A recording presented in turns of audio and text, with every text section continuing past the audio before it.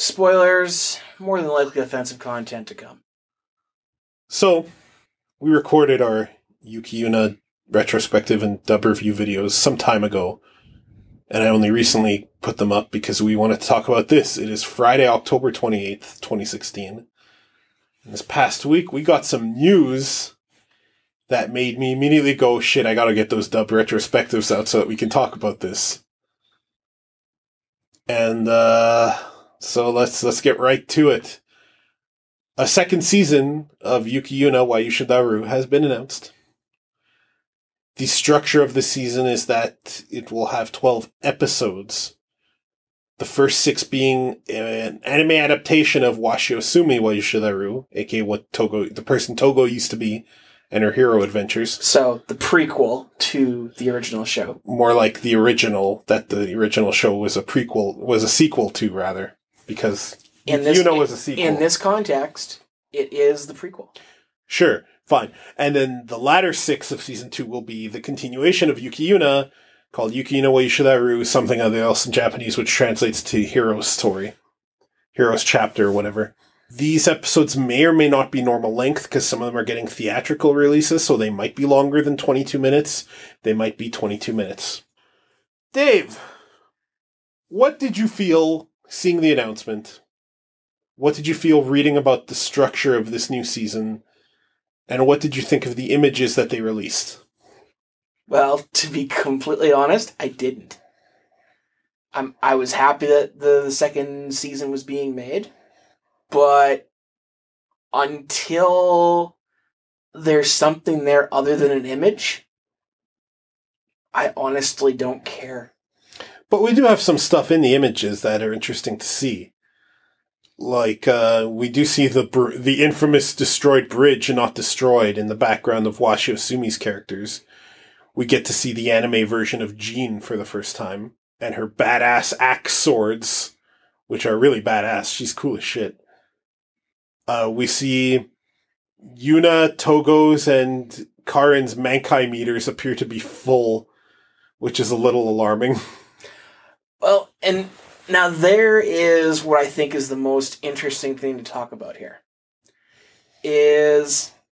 And we have to, in this case, reference that one that takes way back in the ancient past. Nogi Wakaba YuYuYu. Because it turns out that I only learned this today, talking with you. And I learned it from 2 commenters. Who are those commenters? Who can mention them? Hang on. I am on a computer. Sound like you're hacking the FBI. Yep, exactly. Using a swordfish UI. No. All we have to do is have the camera pan around you a whole bunch of times. Yes!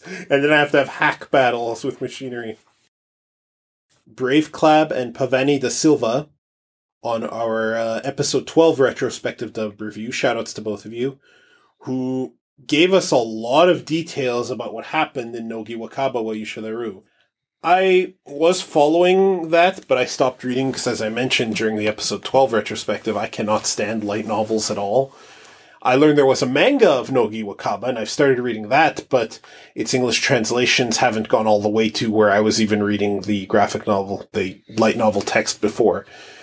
Yeah, something has to be really popular for it to have really up-to-date English translations. So the aforementioned 2 commenters did spoil a few things, although they did it after they read more tags, so thank you for keeping those spoilers under wraps.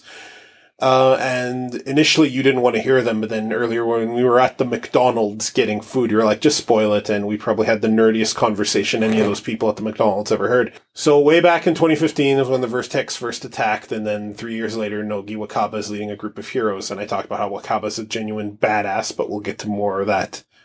Probably not in this video. So where I was going with my thing is, we learned that Mankai has basically gotten worse as time has gone by. In that, and it really depends on how you think of disabilities in this case. Sure. Because back in the ancient past of 2018 now, 300 years prior, Mankai basically affected your mental state. it made you less and less sane, is my understanding of what these the aforementioned commenters mentioned, what I've read so far, and summaries I've read as well. So, depending on how you look at disabilities, it either started off the worst it could be, or it's gotten worse as time has gone by, that they've changed how it's worked. And in my opinion, at least, I think it's gotten worse. Because not only can now it affect your memory and your mind, but now it also affects your body. It started with just affecting your mind, and yeah, losing yourself through your mental struggles is awful. Now you can have that and more. So how did the Shinzu-sama go from, I'm gonna fuck with your mind and make you into a rabid dog, to, I'm gonna fuck with your mind and I'm gonna take your limbs? I'm just imagining now that whoever's leading it, whether it be a god or a priest or whatever else, who's in charge of this, probably male. Oh yeah, it is just the fucking Joker. It's just the Joker sitting there and being like, how can I fuck with them some more? You know what would be a real riot? Let's take limbs. And don't actually take their limbs. Just have them stop working. It'll be a fucking riot. Now, I don't know if the ancient time Mankai is even called Mankai, but when Yuna Takashima first taps into it, it talks about how the Shinju's power includes knowledge of human history and information that the heroes can tap into. And that's how Yuna Takashima was able to go into it. Because in the ancient past, there's a Yuna who may or may not be somehow related to Yuki. Just say ancient Yuna. I'm just going to call her Takashima because sure, that's her family name. When Takashima taps into it, she starts doing like nuclear hero punches, not unlike what Yuki does in the Yuki Yuna show. And my understanding is that we do see the effect of the mental state on everyone who uses this power, except her. She's keeping it under wraps. Not unlike the Yuna from Yuki Yuna, who didn't want to trouble anyone with her own troubles, because she was willing to just give and give and give to help people. She wanted to protect kids' smiles, basically. And I guess they're very strongly hinting at that Yuna Takashima may not stay sane and heroic much longer, but that's a theory. And it may be leading up to a showdown between Sonoko's ancestor, Wakaba, who's the main character of that story, and Yuna of the past, Yuna Takashima. And what's worrying about the upcoming second season of Yuki Yuna wa Yushadaru is that if they decide to draw on that as their kind of narrative meat, as their narrative theme, then that's going to lead to a conflict between Yuna Yuki and Sonoko Nogi. And that is going to be very confusing for anyone who has not seen Nogi Wakaba either in its light novel or manga format. Which makes me think we won't. Right. It'll probably be something different. There's probably a reason why they decided to adapt Washi Osumi is a hero, aka the person Togo used to be, which they actually did a good job of flashing back to and hinting at in the Yuki Yuna show, to be fair. And what's probably going to happen is there's going to be new material in those 6 episodes that directly link to what Yuki Yuna's crew is going to have to deal with. What I find, it's going to be interesting how they pull it out that they're back to being heroes again. Because, I mean, we all saw that wanted that to happen, that they'd be back to fighting if there was a sequel. But how many, they're going to have to do a little bit of explaining on none of the girls, other than Yuna, is going to be like, okay, yeah, let's power up. I don't believe that. I believe more than just Yuna would probably be willing to don that mantle again. I firmly believe Itsuki is willing. She was willing, she was completely accepting of the fact that she would never use her voice again. even though it turned out she ended up getting it back. And I'm pretty sure Sanoko's willing to do that because she was willing to do a lot of things. See, Karin's a mixed bag. Itsuki, I will totally go along with you on. Yuna, yes. Those are also the two I believe could lift Mjolnir. Fair enough. However, now that Sonoko has basically gotten back her body. Yep. And has joined their hero club. I'm sure she'll be willing, but she's going to want to know the new rules they're operating under. Because remember, she's been alive for a while now as an invalid. You could tell when she was talking about, being worshipped and everything else. She didn't like it.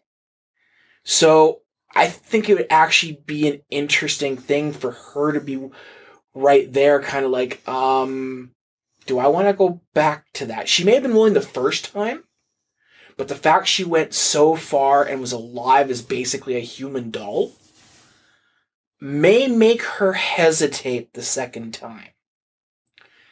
Which brings me to the next thing.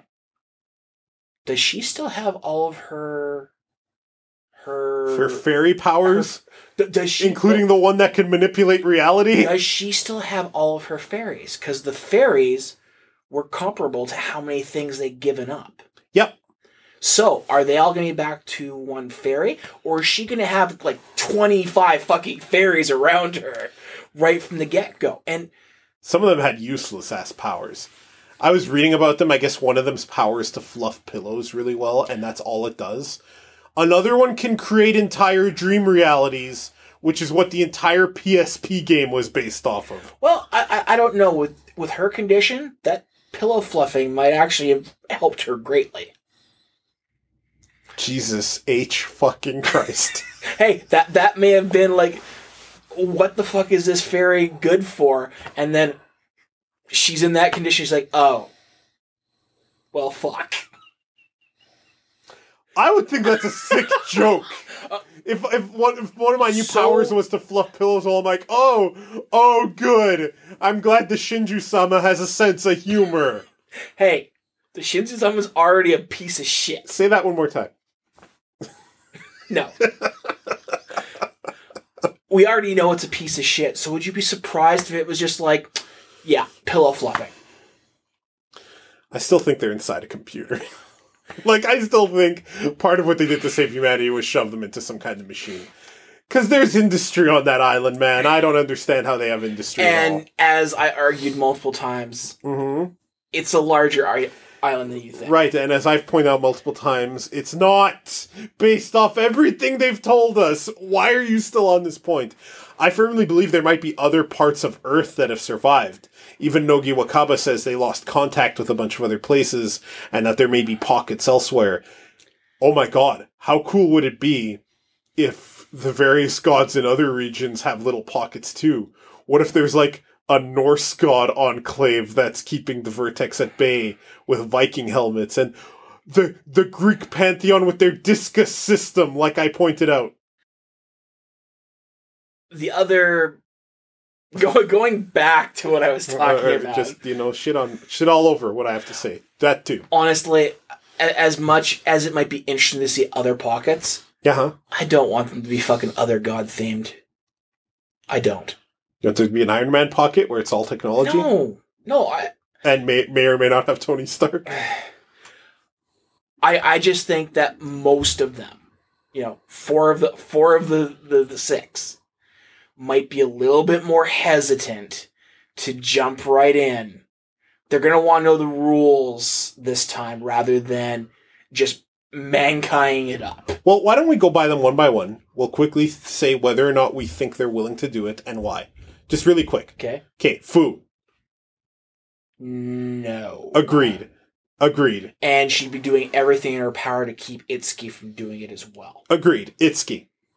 Yes. Yep, absolutely. Yuna, absolutely. Those are easy ones, right? Yes. Togo. No. When they are forced to transform, and something tells me it's going to be literally their phones pop up, as does their fairies, and the alarm goes off.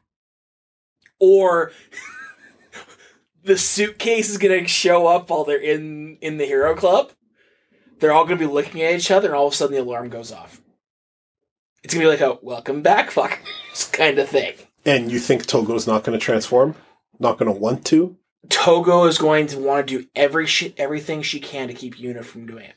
Oh, yeah, for sure. That will be a major source of conflict, because Togo is going to be like me.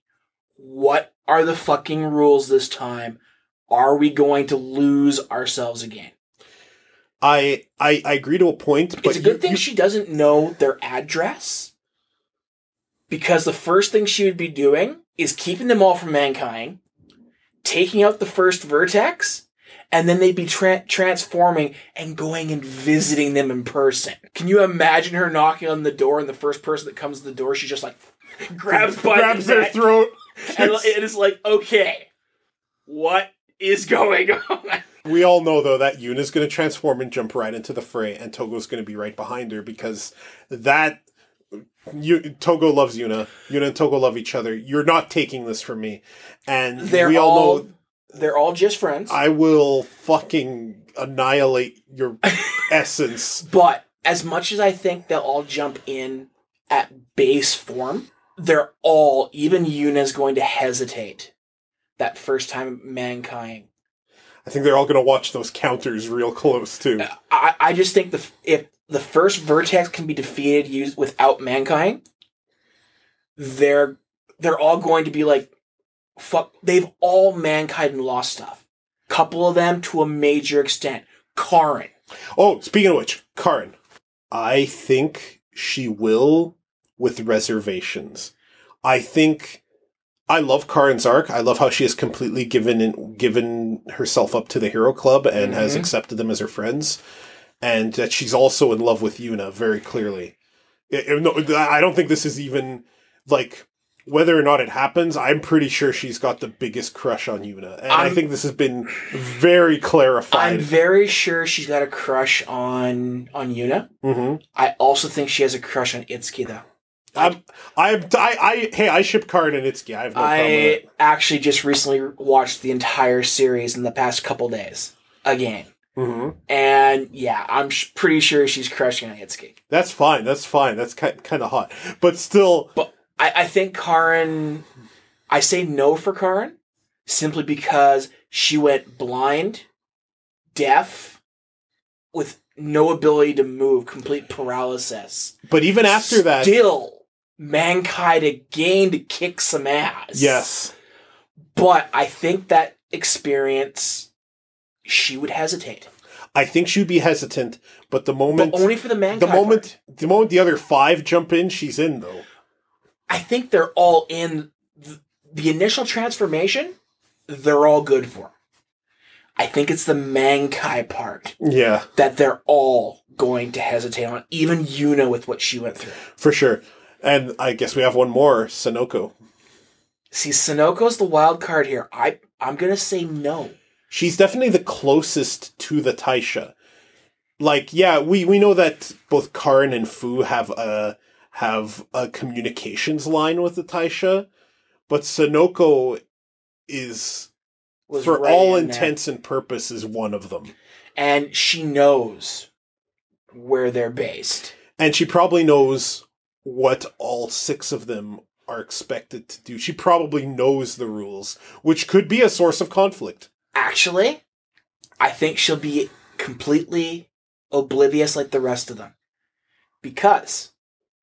taking into the fact that the rules have changed before, where they were sacrificing their mind in the past to sacrificing randomly anything. My left testicle, yes, we've established that. Stupid Shinju-sama.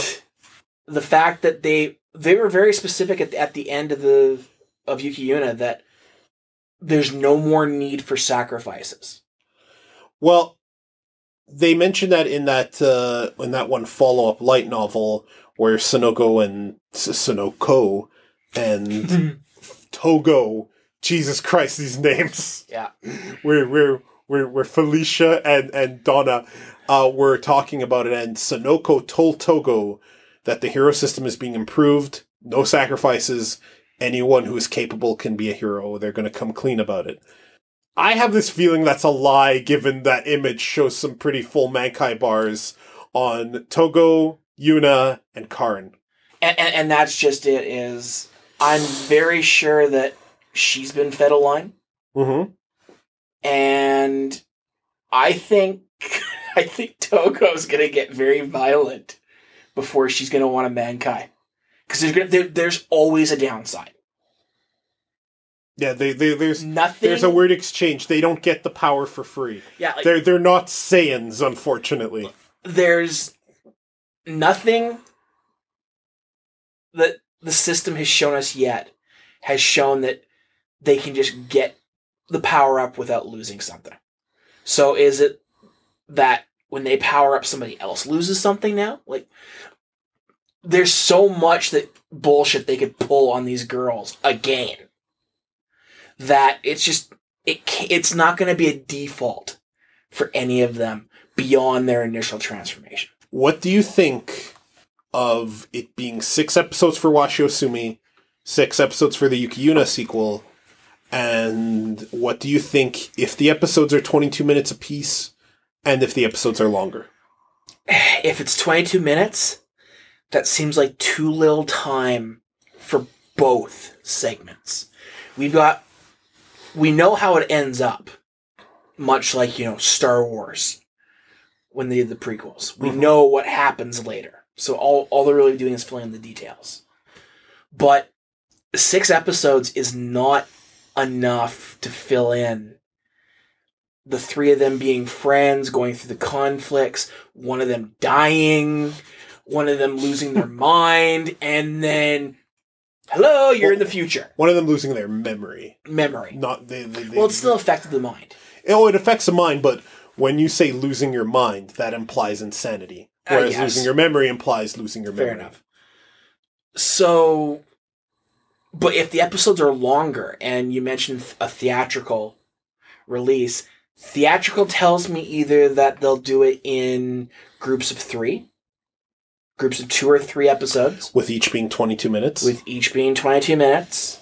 Much like how they did the, I hate to reference the show, the Madoka movies. Yeah.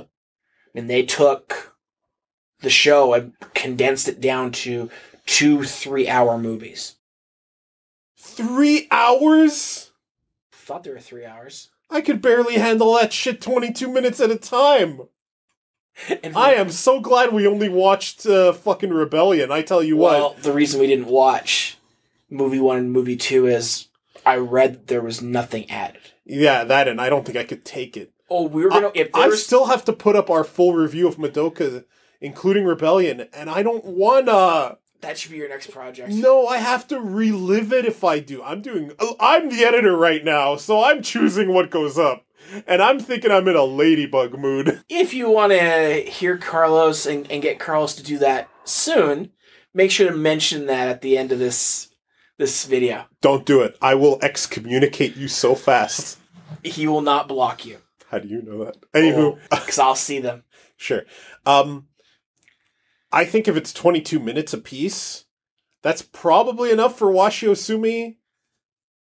I already thought 12 22-minute episodes was too little. Yeah. We missed the Karanitsky bonding episode we were supposed to get. There are a number of reasons, and I talked for like 5 hours in the episode 12 retrospective about things I wanted to see, like a Taisha rep of somewhere along the line, or more episodes to really get the Damocles sword thing going. And now you're telling me we have 6? They had better be hour-long things. Do we know that it is actually 12? We know that it's 12 episodes. We know that it's 6 episodes for Washi Osumi and 6 episodes for Yuki Yuna wa Yushidaru. Something in Japanese that means Hero's Chapter. Because at the end of episode 12, they mention Yuna's chapter. Mm-hmm. So I'm not sure what the significance of that is. So, if it's only 6 22-minute episodes for the sequel, I have no idea what they're going to do with so little time. I don't think Takahiro and company are capable of Rebecca Sugar levels of condensing amazing stories into 11-minute chunks.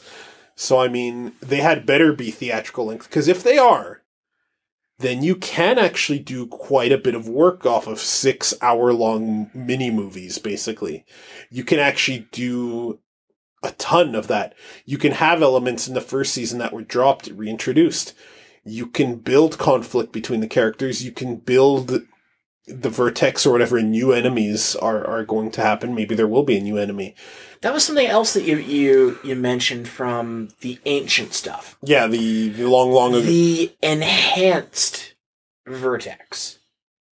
Well, no, when the little vertex drones, they're never called drones, but they're pretty much drones. When they all combine to make a bigger one, that's what I meant. Oh, okay. Sorry, I didn't mean to imply there was a different kind of vertex. Well, no, and I thought that might be interesting that, like, really, the girls would never, Yuna and crew, never would have had to have faced we'll call them drones, the mini ones. Yeah, the ones they never would have the had sperm ones, basically. Yeah, they never would have had to have faced those guys if Togo hadn't taken down the wall.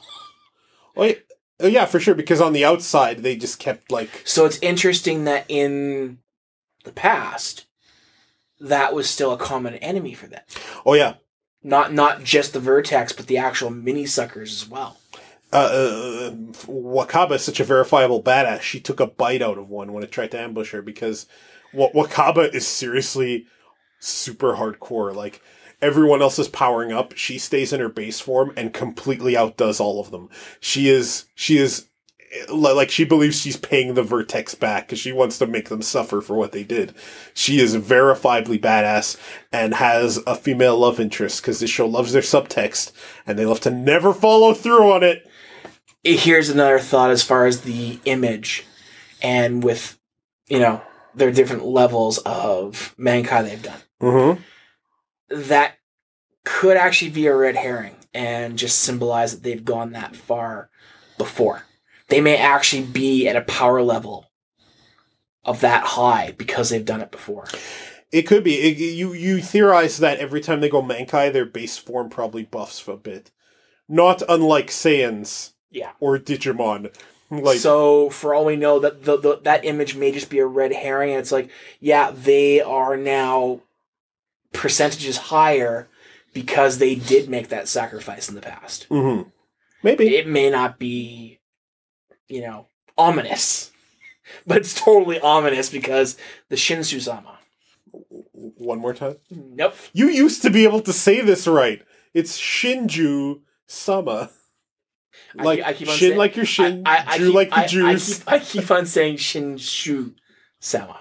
It's fun. It's fun. Shinju-sama. It's funny. It's cute.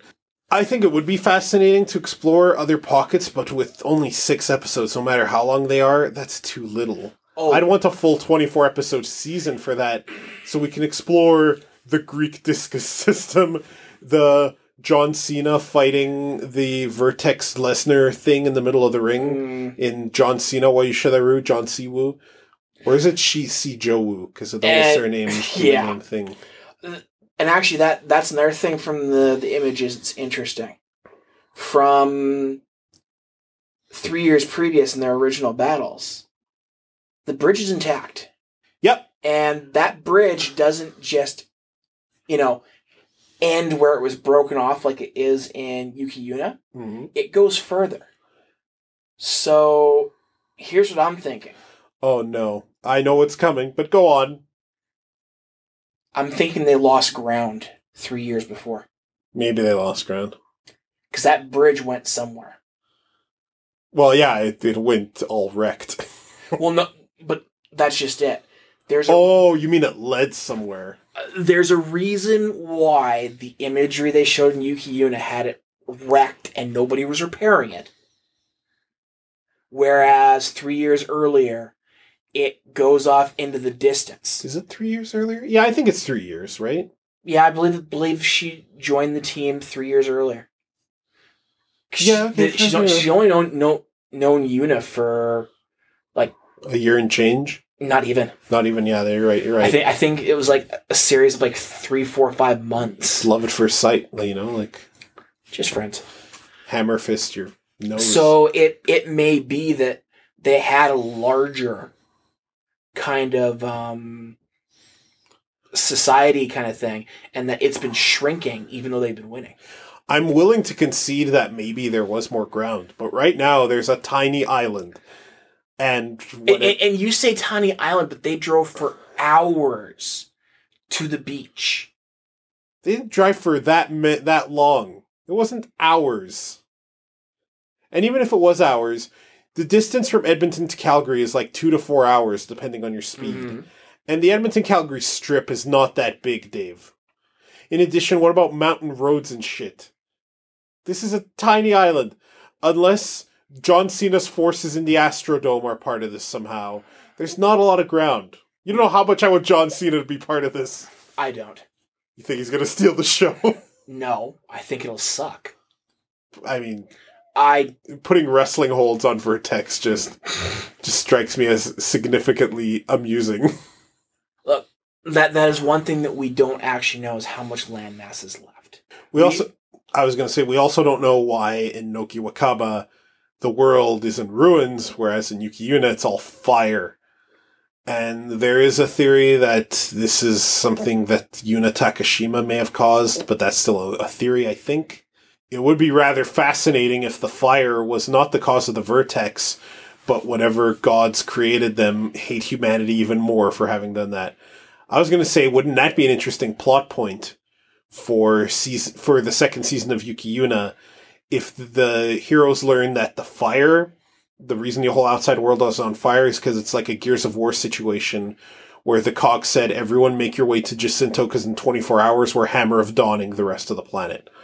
And then they, in a bid to destroy the Vertex, they did something that completely devastated the surface of the Earth except for the force-fielded area with the Shinju Sama. Oh, great. So we're gonna copy the Matrix, where they moved in as close to the center of the Earth as they could and scorched the sky. Yeah, that's still an interesting plot point, because if they keep that from the heroes, that's a point of contention, right? Why should we be fighting for them? For all we know, the Vertex have every right to be mad at us. Even originally, we don't know if it's a Starship Troopers situation where the Vertex are being painted as monsters, but maybe it's a propaganda campaign. Maybe humanity encroached on them first and wouldn't let up, you know?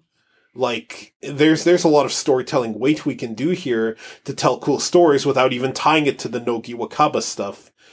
And it could involve, like, having the heroes look at the Taisha with even more suspicion.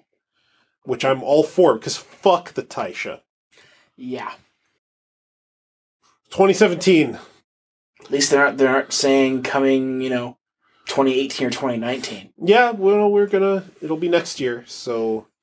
Wow, so that means we might have the next Symphogear and the next YuYuYu next year. Oh god, I gotta put up all the Symphogear reviews as well. Yeah, you've got 3 seasons to do. Oh god.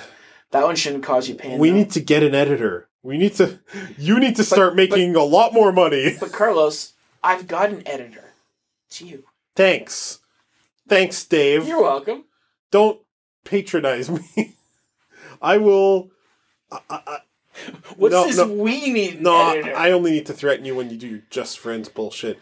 Do you think, real talk, we're going to see any of the subtext become reality?